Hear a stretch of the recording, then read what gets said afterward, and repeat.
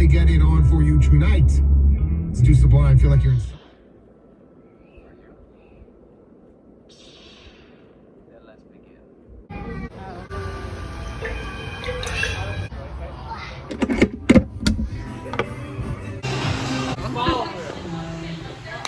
Yes! That's better. Go up higher though. You're gonna win.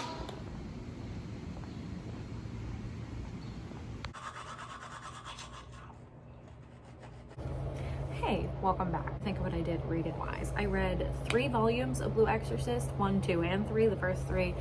I'm taking my time with it. Last time I read all of the available volumes, I think there were 23, and now there's 26.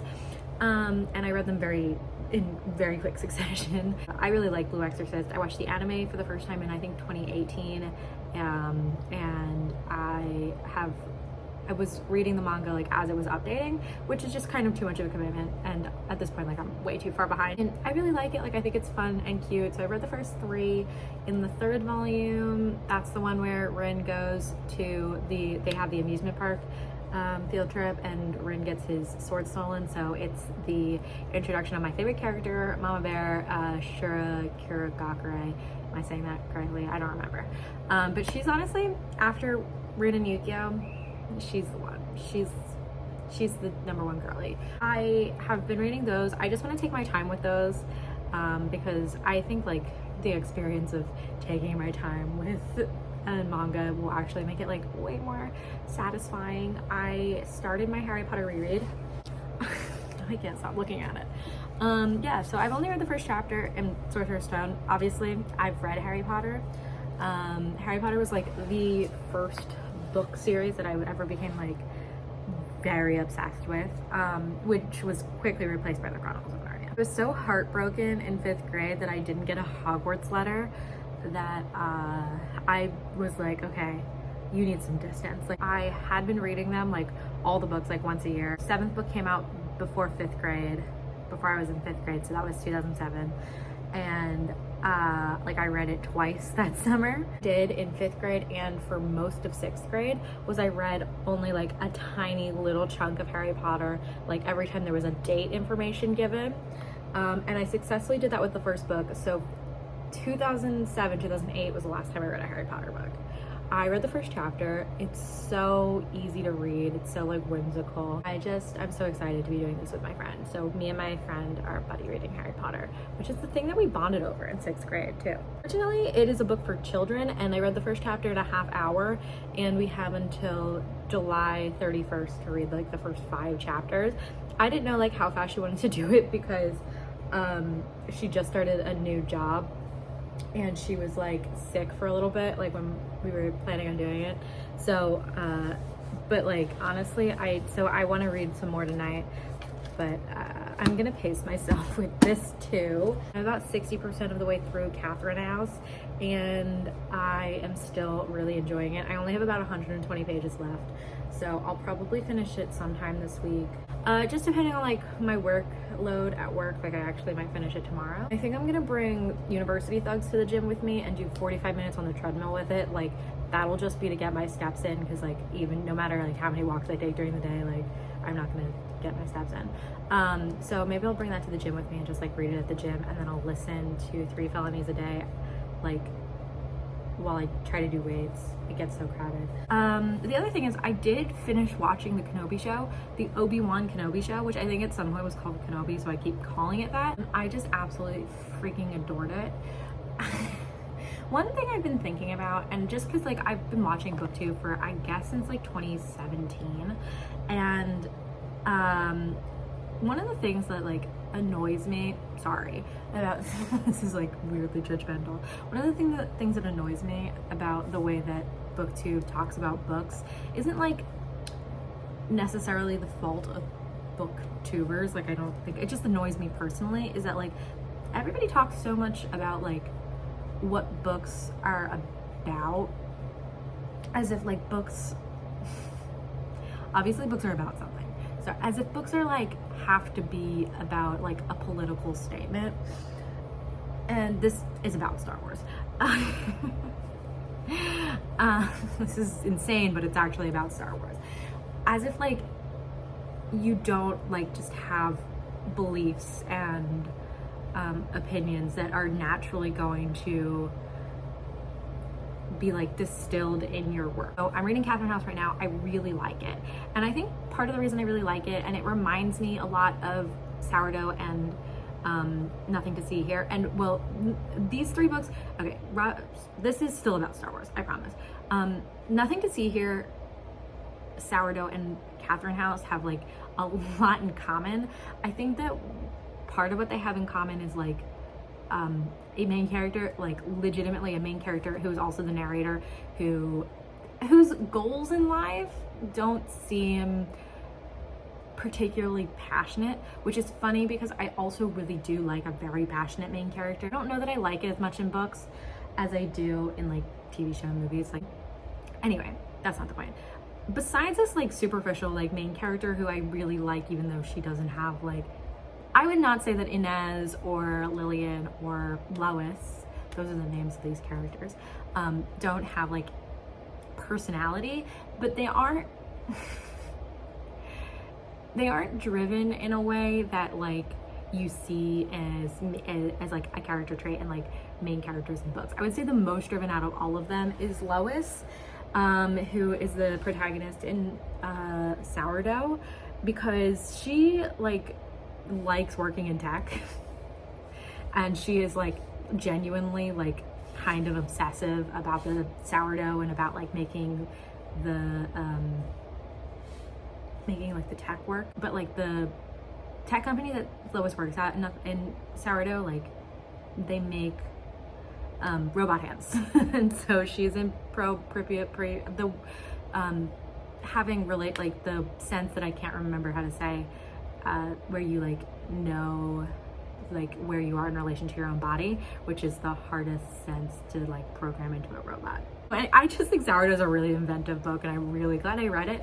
But I really like Catherine House, and I think one of the things about these three books in particular is that like it's not that they don't have like any politics to them, but they kind of stand on their own merit. Like they're kind of oddball books with oddball characters who like they're not like about anything except for like what the story is about.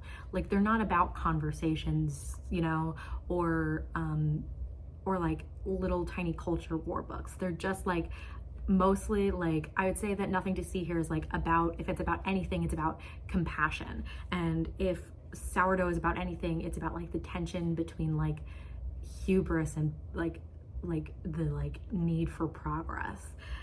And I don't know what Catherine House is about because I'm not done with it yet. Like I believe that the author has something to say that's particular to this book.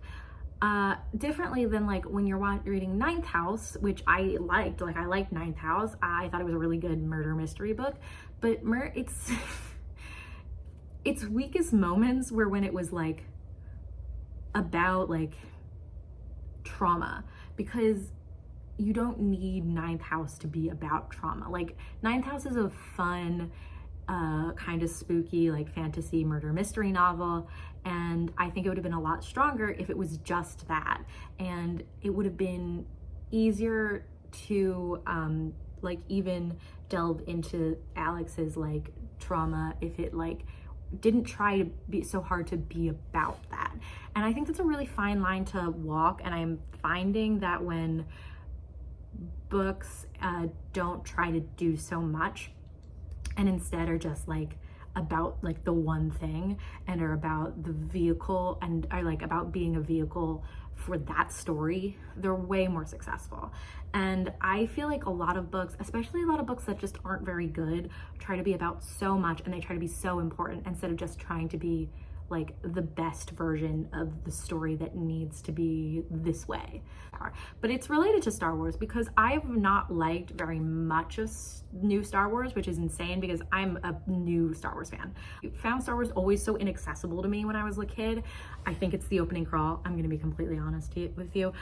So, and I like The Mandalorian well enough, but I'm not totally committed to like anything that happens after the end of the, like, I just don't really give a shit about anything that happens after the end of Return of the Jedi. It's not interesting to me. Like, the story is over. Like, turn it off. But I like it well enough. I have not caught up, and I haven't watched Book of Boba Fett either. But I think there's like too much going on, and so I'm not like caught, but I don't like those sequels. I'm not gonna like pretend that I like the sequels, and I owe so much to the sequels because I would never be a Star Wars fan without it, so I feel really conflicted, but so I just don't want to talk about things. That was really fun about Kenobi, besides like it being fun and sad, which is part of what I like about Star Wars. I like when it's sad. I like when everything's sad. Like, I like to cry. Is like, to make a show like Obi-Wan Kenobi is to just like enjoy Star Wars. It's to enjoy it's to enjoy the prequels and to enjoy the original trilogy together, to want to bridge the gap between those two time periods that, you know, people are divided about. Not me. And it just is made with such love of the franchise and of the material and of the characters, to bring Hayden back, and he did such a good job. Anywho, one of the things that I liked about Kenobi, I keep calling it that, was just like the love of the franchise, that in just like a pure, unadulterated way. They wanted to make a show about Obi-Wan Kenobi in this specific time period, doing this specific thing, and tackling anything else was beyond the scope. So he's going to rescue Leia, and he's going to become like, he's going to rescue Leia, which is the action, and along the way he's gonna confront Vader, and he's going to let go of what his perceived failure as a Jedi was in the events that took place in Revenge of the Sith. And that's it. Like, it doesn't try to do anything else. It's not trying to like make like a shitload of money. I'm sure it did make a shitload of money in the ways that it counts. But like, having Hayden back, I think Hayden did such a good job in Revenge.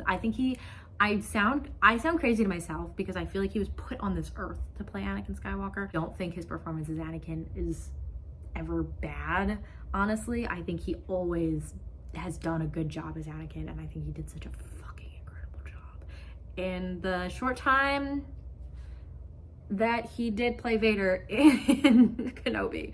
Like, there's not that much Vader. I did hear like one criticism that there was like way too much Vader, that he's overused, but that's never a criticism you're gonna hear me make because I can't get enough of him. I don't know how to explain like how nice. I just like when people like the prequels.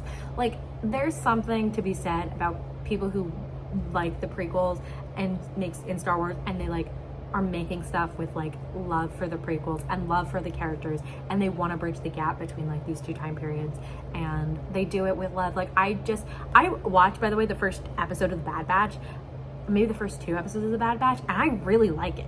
I'm gonna have to try to edit this down because it's 30 minutes and I don't want it to be 30 minutes, and I just want it to be short and sweet. But I think my point is like, I watched Kenobi and I just like am so in love with like how tight it kept everything and how goofy it is. One of the things I forgot about how much I like about Star Wars is how goofy it is, honestly.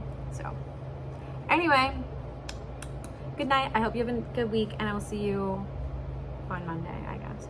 Bye.